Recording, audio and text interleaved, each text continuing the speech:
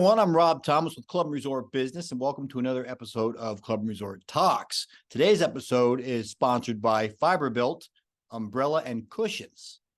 For more than 20 years, Fiberbuilt has been manufacturing shade products, bases, and cushions for country clubs and resorts. Popular models for the club market include the Signature Prestige Collection with one-piece poles, heavy-duty hubs, and powder-coated and proprietary fiber teak simulated wood finishes. Fantastic. Learn more at fiberbuiltumbrellas.com. Now that we got our intro out of the way, let me introduce Phil Karen, our senior editor. Phil, how's it going? I'm doing well, Rob. How are you? Oh, I couldn't be better. Hey, Great. real quick, understand that you spent a little time in your home state of Michigan. What's going on up there? I did indeed. Got a chance to visit the Warren Valley Golf Course in Dearborn Heights, Michigan, this past Monday, August 14th, which is about 30 minutes from where I grew up in Ann Arbor, Michigan. So I had a chance to stop up and visit my parents, and then continued on to the course. The course itself, about 19 miles from downtown Detroit, 10 miles from Detroit Metro Airport. What would be most of interest to folks in our world, though, is this course was designed by Donald Ross in 1922, opened in 1923. They actually had an outing earlier this summer to celebrate their 100th anniversary. Course right now is being operated by Revive Golf Management in cooperation with the city of Dearborn Heights. There had been 36 holes on the site, an east course and a west course. Both courses actually closed last year. They were not in good shape. There had been flooding problems, some other issues. This year, the West course was reopened in late April, and the pro shops reopened as well. And meanwhile, Banquet Center and Clubhouse are all under construction, and they're looking to open in spring 2024. Sounds like it's going to be fantastic. Obviously, there's a lot of work there going on right now. Plans, though, for a steakhouse, a cigar bar, also out on the areas where the East Course used to be, driving range and a pitching green is planned out there as well. A gentleman named Brian Bedsworth, who supervises the starters and rangers, of course, gave me a fantastic tour. And I tell you, Rob, the man loves golf. The man appreciates the history of golf, appreciates what Donald Ross was doing with the golf course. This is not a long golf course at all. From the back tees, it plays just over 6,100 yards. So you don't have to be a long hitter to score well. However, you do have to hit the ball straight, and you have to be an excellent putter for sure. Because we tried out a few spots there, and yeah, it's some very challenging putting, and not just off the tee, but also approach shots to the green. You got to be right down Main Street with those shots because the greens are smaller. They're often guarded by bunkers. If they're not guarded by bunkers, there isn't really anywhere you can miss. You sometimes have woods behind the green, other longer rough even off to one side or the other. So it's tough stuff. It's a heck of a good golf course. But I appreciate the folks out of Warren Valley showing me around. I think it's going to be an excellent facility. I mean, the course itself, I think, considering it had been closed last year due to being in poor condition, I think it looks great.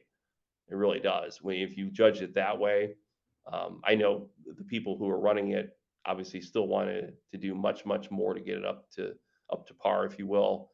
But I think they're doing a great job there. It's exciting to watch, and I'll have more stuff to share on social media. And of course, this story will be in our September issue of Club and Resort Business.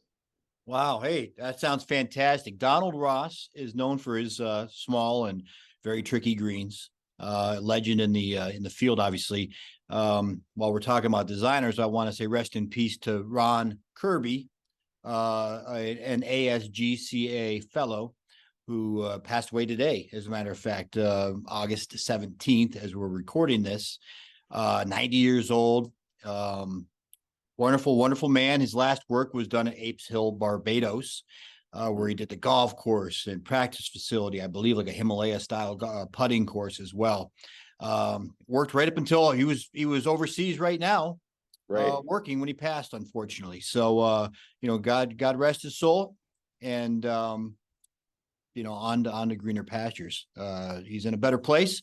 As with maybe he can consult with Donald Ross and build one heck of a golf course up in heaven, huh? That would be something, wouldn't it? That'd be fantastic. Hey, I also noticed today we posted an article about a pickleball country club that's planned for Indiana, Carmel, Indiana, I believe. What have you heard anything about this pickleball club? Well, yeah, just like you said, it's going to be exclusive, as I understand it, the first one in that area, I think, a pickleball country club, if you will, Rob. So I think that's going to be an exciting thing. As we know, pickleball has become a hugely popular sport in our country, and yeah, pickleball focus country club there in Carmel, Indiana. Pickle on Penn. That's how I define the name of it there real quick. Pickle on Penn. It's going to be opening here later in the year in Carmel, Indiana. Um, and there's going to be 8 indoor courts there, um, some amenities, restaurant, full kitchen and bar. Looks exciting. Looks like something that should hopefully fit the needs of the pickleball players out there. I still have yet to try. It's funny we're talking about this today, Rob, because my son was actually his cross country practice the other day, and they, I guess, they at the end of practice like to have some fun with some things. And park over here, they have pickleball courts, and they gave pickleball a try, and had a lot of fun with it. It was kind of humorous though, because my son actually shared that one of his teammates' grandmothers took them on in a pickleball match, and they got defeated by the grandmother because it's become quite popular among the age group, and there are people who play this game all the time. Well, I'll tell you, I mean, from what I understand, I'm in the same boat as you. I have all the equipment. I've yet to play. It's supposedly very easy to pick up, and very addictive once you do pick it up. And obviously, by the evidence of Grandma Nana Yes. over there taking some high school boys out to the woodshed, you don't have to be young and spry to be really good at it. No, that's true. She was, according to my son, she was hitting all kinds of crazy serves. She was basically serving up aces. They couldn't even hit them. There was spin on it. They were curving. They were moving this way and that. It was Yeah, pretty wild. So good for her. Good for her. Hey, before I get to you got some stuff to talk about some top ranked, I'm sure. But one other thing, referencing back to a past podcast, we had Great Rains from Rains Hospitality not too long ago on the podcast. But the golf course, Waynesville Inn and Golf Club in Waynesville, North Carolina, is now open. Bobby Weed from Bobby Weed Golf Designs did a total remodel. The golf course is spectacular, and I believe it's a Donald Ross as well, from yes, mid 1920s, right. 1926 maybe. I didn't write notes down. I'm just kind of going off the top of my head. Bobby Weed, who's an expert in Donald Ross designs, but it's got everything, and also different accommodations, which as evidence the name Inn, there is more of a hospitality side to it. This is Rains Hospitality is in that industry. This is the first foray into golf, and Gray Rains is a big golfer. So I got to get down to North Carolina and see this course and this property for myself, but it's supposed to be spectacular, and Bobby Weed does fantastic work. I'm also intrigued. I noticed, I actually made note about that same story, Rob. I was noticed it makes mention of a wedge course. Is that right? So there's a course you can play. I mean, is that just a practice range, or is that actually a No, course? from what I understand, it is it's just a short course, little short holes within the facility. You just take your wedge and a putter out there and traverse the short course. Just more entryways than golf. Advanced golfers can get some work on their wedge game. Beginners can go out there and not be intimidated by a 550-yard par five with all kinds of water and hazards. So yeah, it's Right. another one of the amenities there. A lot of stuff going on down in North Carolina. That calls to mind back to my visit to Warren Valley. That the gentleman Brian who had given me the tour of the course, as we were talking about, he was discussing the creation of that again, I call it a chipping pitching. It's really, I guess, a pitching range, if you will, because you could basically hit shots from 100 yards in this area leading up to the green. And he and I discussed the fact that really that might be the best kind of driving range there is. You know, everybody likes to go out to a driving range and see how long they can hit the ball off a tee. But the bread and butter, the way you're going to improve your score the most is practice shots that are from anywhere from say 50 to 100 yards, you know, into the green, and that's the way to go with that. So yeah, good to see that. I mean, it's true. It's a good entry point for people who are new to the game, but for people who played for a long time and looking to improve their score a bit, it's a great way to do that as well. Work on those types of shots. Yeah, amen, amen. So what's going on in the world of Top Ranked? Top Ranked as well. We just put out the August issue, and we had our annual list this time of Top Ranked patios. Digital issue is available online now at clubandresortbusiness.com. And the list itself of the top ranked patios is also on our website. And this year, it was Shadowwood Country Club in Estero, Florida, that earned the top ranking on the list of top ranked patios. They actually ranked 9th last year, moved up to number 1 this year. And I recently had a chance to speak with Danita Osborne. She's Director of Membership and Marketing at Shadowwood Country Club. And we discussed what it meant for the club to earn the honor. Also focused a lot on the 2 patio projects that the club did last year. There was one of which, excuse me, one was an expansion of an existing patio. Other was a construction of a completely new one. And she discussed how they'd like to have a tropical theme and feeling on the patios. Efforts are also kind of made to create a strong connection between members and club staffers. I'm sure a lot of those things all had to do with them earning that number 1 ranking. She said those improvements too have led to an increased popularity in outdoor dining there. And the patios themselves are the most popular gathering place now for the members. So really a great success story for them there at Shadowwood Country Club. Going from 9 to 1, they must have done something right. And That's right. I bet our viewers are going to be interested in hearing more from Danita. So let's get to it. Let's roll that tape. The August issue of Club and Resort Business included our annual list of top-ranked patios. This year, Shadowwood Country Club in Estero, Florida, earned the number 1 ranking on our yearly listing. Shadowwood ranked 9th on the 2022 list, so they moved up and earned the top honors this year. Joining me to talk about this honor is Danita Osborne. She's the Director of Membership and Marketing at Shadowwood Country Club. Danita, thanks for joining us on Club and Resort Talks. Hi, Phil. Thanks so much for having us. Oh, you're welcome. My pleasure. First of all, congratulations on earning the top honor in this year's listing. Very exciting news, I'm sure. It is very exciting. And tell us a little bit, what does it mean to you and your staff to receive this honor? You know, we have so many things that we do around here that are so member focused, and we love getting our member feedback. Our members tell us it's great, but we don't often get outside of our own bubble here. So it's really nice to kind of step back and receive this recognition nationally in line with our peers, to know that we are doing something amazing that more than just our members can appreciate. Great, great. And as I understand it, in looking at the information that we put together for the August issue of Club and Resort Business, which is out now, you had 2 patio projects that were done in 2022. Can you talk about, I guess, 2-part question, talk about why those projects were done and share some of the details of each project? Yeah, of course. So, you know, it's funny, as you mentioned earlier, we were 9th last year and we've moved up. And I think a lot of that is because of the patio renovations that we were able to complete. And I remember sitting at my desk last year when I went to submit this, and I thought, man, next year when these projects are done, we're going to be up there. The real reason we did it is capacity and demand.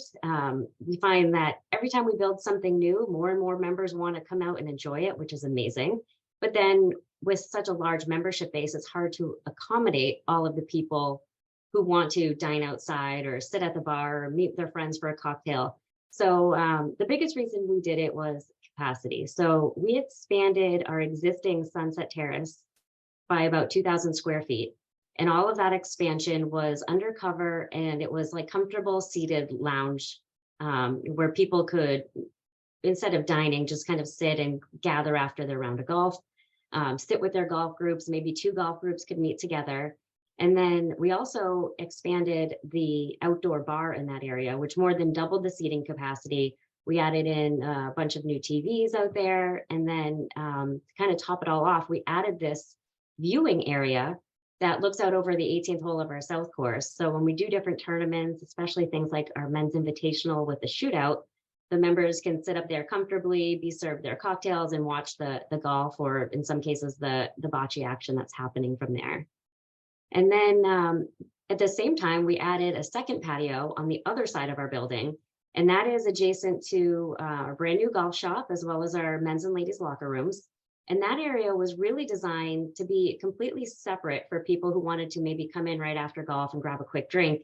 But it's also been a really neat place that we can use for scoring events. When we have smaller group events, we have a lot of neighborhood events within Shadowwood. So they can have their own sort of private place to meet outside for a scoring party and enjoy the group of them together. Okay, very good. Sounds great. And so far, I mean, I guess it probably goes without saying, the members' feedback's been very positive, but can you talk about in particular what aspects of the improvements you described that the members like and enjoy? Yeah, and we also do a member survey every year, as I'm sure plenty of clubs do. And we ask a lot of the same questions year to year to see where we are improving or where we need to improve. And in our 2022 member survey, we asked, does the club provide adequate outside dining? And we had about a 70% response said in favor. When we asked the same question this year, that number went to 93%. So just by the members generally telling us, are we providing what you're looking for? I mean, 93% is pretty incredible. I don't know what we're going to do with the other 7% of our members, but we're pretty happy with those numbers. But I'd say that the biggest thing that they are really excited about in terms of the improvement is the covered areas, because we're here in Southwest Florida, it gets hot. They want to spend the time outside, but they don't necessarily want to be baking in the sun.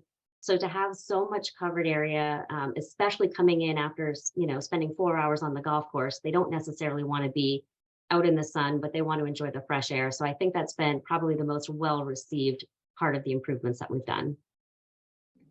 Okay. And interesting, you're talking about outdoor seating areas and everything. I noticed too, for our article, when we put this in the August issue, you had mentioned, or actually, I think this was even in the entry for top patios. You said Shadowwood now serves as many meals outdoors as indoors every night of the week, and it's become the most popular venue for club members to gather. Were both of those items more outdoor meals, as well as making it the top place for members to gather? Were both of those goals in mind when you set out to do it, or did it kind of happen organically, if you will? I would say one of those goals is what we had in mind, and that's to have a spot for members to gather. I don't think it was anybody's intention to start serving so many more meals outside. And we've done this patio project sort of in phases. And when we first did the expansion a couple of years ago, we didn't have covered areas. And then we quickly realized that's what they wanted. So we added that in. And I think that's really been a driver for people being more interested in eating outside. It's because now there's more of a comfortable environment. Certainly wasn't the intention. And after we built the patio expansion, we had to put out a new service station outside because there were so many more people dining outside, and we needed our servers to have access to a POS system and the different things that they need in order to provide the service. One question that comes to mind too, and I hate to put you on the spot about a number, and if we're not sure, it's okay. What about, or can you maybe talk about how much capacity for the outdoor area has increased, if you will? I don't know what specific numbers you can share, or even just an estimate, just out of curiosity, since we're talking about that. It's pretty much doubled in the last 2 years. So we had previously been able to accommodate about 300 or so covers outside a day. We're now doing about 600 covers every day in season. We're very seasonal. So this time of year, for example, there's probably nobody outside. We're enjoying an excessive heat warning here in Southwest Florida. So this is not our time of year, but in the season, it's probably about 600 people, 600 covers that we're able to serve outside every day. Oh, wow. Okay. Very good. So, and on the service side of things, I thought it was interesting to notice that the club will, you'll schedule certain staff members to work on the patio area so they can, or it's an effort to promote sort of an interactive, casual connection between Mhm. members and employees. Can you talk about why club leaders felt those connections were important? Yeah, I think within our club, we've identified different areas of our operation almost as having their own personalities. So we find that it's best for the members and for the staff. So if we can match them up based on, for example, lunch, it's going to be really fast paced. Dinner's a little bit slower. You go into the men's and ladies' lounges, you're looking for someone who can remember their name and put their drink on the counter when they walk in. And with the patio, we're really looking for people to make it fun.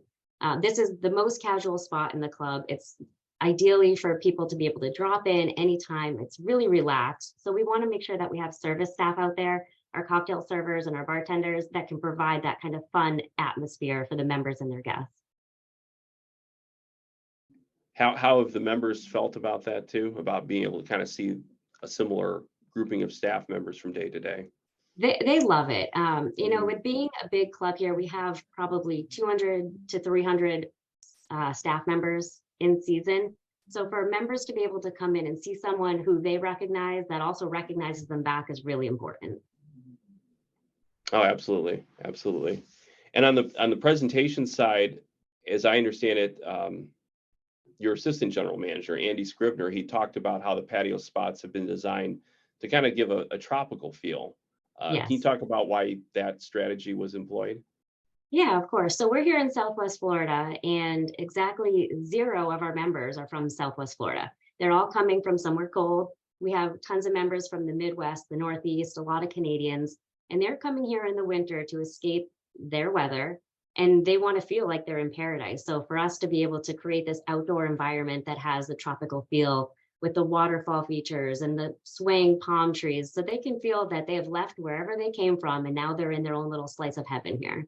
So the palm trees and the waterfalls are, really the key elements of that tropical feel. It also provides some really nice background noise, really sets the atmosphere and helps kind of separate the different areas of the club so you're not feeling like you're on top of the golf course or in the dining room. It's very, it's a calming kind of noise in the background. And just out of curiosity, was any of the improvements that you described before, was anything done as far as the tropical theme to enhance that more through the improvements with the patios? Yeah, so we started a three-phase renovation project of our entire clubhouse in 2019. And the main goal of that, I'm not sure if you're familiar with this term, it's very popular here in Florida, is to de-Tuscanize our clubhouse. We were built around late 90s, early 2000s at a time where this Tuscan type of architecture was popular all over the place. And it had all of these arches and the columns and the reds and yellows and what we're seeing really across Southwest Florida is all the clubs are going away from that. So we are looking to create more of like a coastal type of vibe throughout the club. So it's grays and blues and lots of bright lights and open natural light looking out at the palm trees. So the tropical feel was really part of the overall aesthetic of the club that went through this rebranding of the whole the clubhouse. Oh, interesting. No, I was not familiar with the de-Tuscanizing approach It's a here. very popular word in our area. Interesting. I just out of curiosity there too. I mean, why? What's led to the idea of de-Tuscanizing? Why did that architecture style, I guess, fall out of favor from your Well, that's a perspective great at least? I question. guess. That might Yeah. be something more for the interior designers to say, but Okay. we've noticed it not just in our club, but in the Right. homes in the neighborhood that were also built in the early 2000s that had the same type of architectural feel. The people are coming in and they're buying the house because it has really great bones and a great location, but they're Right. gutting the inside and trying to bring it up with the modern day type of design. Okay. Interesting. Huh, I didn't realize that. Very good. One, speaking on, I guess, architecture, anything else or any other improvement projects slated for the patio areas that you'd want to talk about, or any tweaks or other upgrades? Yeah. Yeah, so one of the things we're going to do, it's not really a patio tweak as much as an enhancement to that area, is this summer, well, probably any day now they'll be doing this. We're going to be adding 4 top tracer hitting stations on the far side of our driving range that will kind of connect to where our patio is.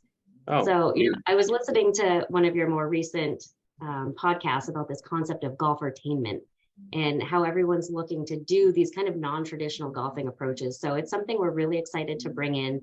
We're going to tie it into the patio so that we can have service there, we can have lounge seating, and we can use it more, less for instruction and more for leagues and gameplay and members to come and just have another fun thing to do. And of course, when they have this kind of fun thing to do, they need the cocktail service, they need somewhere to sit. So it was very specifically designed to be able to connect into that new server station that I had mentioned on the patio so that we can service the members who are out there enjoying this new golfertainment venue. Sounds great. Yes, and golfertainment's become popular. That was a term when Rob and I did that podcast a few weeks ago. That was the first time I had heard that term when we were talking about a story in association with that term. And yeah, as somebody I've been a long time golfer, but I know people who are starting out in golf, there does seem to be a greater effort by, well, clubs, resorts, and just other private businesses to do things to make golf feel more accessible to a novice and to somebody starting out. It sounds like that's what you're trying to do with this effort too, right? Yeah, we're also seeing a lot of our members who are joining younger now, and a lot of them have families. They're coming down with their teenagers or their college age kids, and they don't necessarily want to go spend 4 hours on the golf course, but they would love to, play a game on the side of the golf course while be serving a cold drink. Absolutely. Sounds great. Yeah. Well, very good. Again, Danita, thank you for joining me. Congratulations to you and everybody Thank you at so much. Shadowwood Country Club. Oh, you're welcome on this honor. Great achievement, and wish you the best for the rest of the summer here. Thanks so much, Phil. Thank you. And we want to remind everyone, visit clubandresortbusiness.com for more news in the industry, to read more about news in the industry, and to see this episode and other episodes of Club and Resort Talks. Take care, stay well, and have a great day.